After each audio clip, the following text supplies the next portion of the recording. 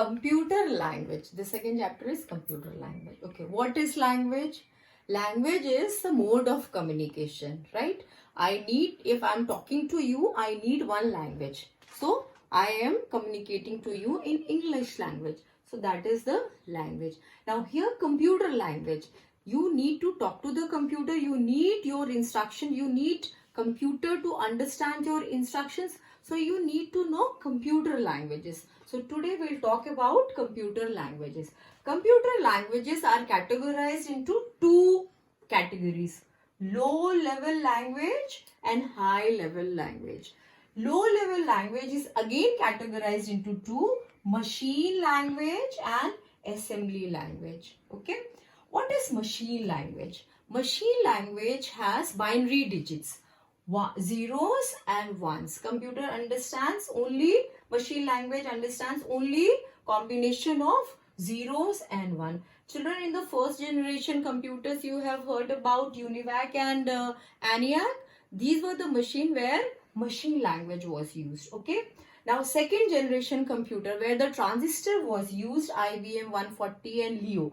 There the assembly language was used. And in this assembly language, the letters were also used. For example, A for add is like that.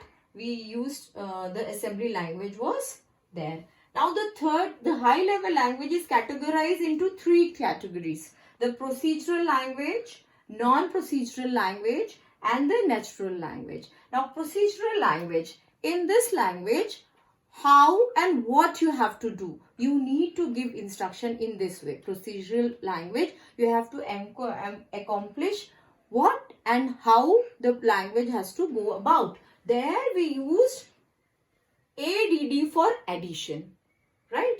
And PRINT, print for print. So the words were also used in procedural language. In machine language, only ones and zeros were used. In assembly language, only the letters were used. And in the third generation computer, where the integrated circuit was used, there the procedural language, and in this language, the words like addition, add for addition were used. Second is non-procedural language, where words were not used. You can just, it is very easy.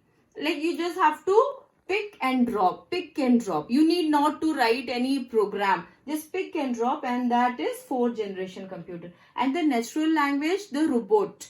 There you have to talk to the machines. That is the natural language. Like Alexa, just sing a song like that. That is the fifth generation computer. Now children, I've just in the beginning I told you that computer understands only machine language, but there are so many languages there. So how come computer will understand only machine language? For that, although there are so many languages, but computer understands the thing in machine language. And how it takes place? It takes place like the assembly language. As for assembly language, there is a small program called assembler.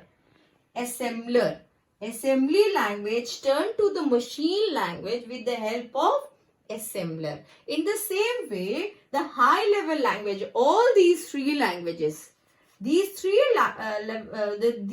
languages are turned to machine language with the help of two programs: interpreter and compiler. Interpreter means line by line translation. Compiler means entire program translated to the machine language. So that is all about, children.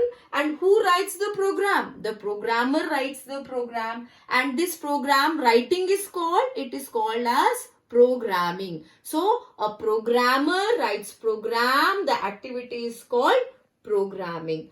So you can revise this, children. That is all about computer language.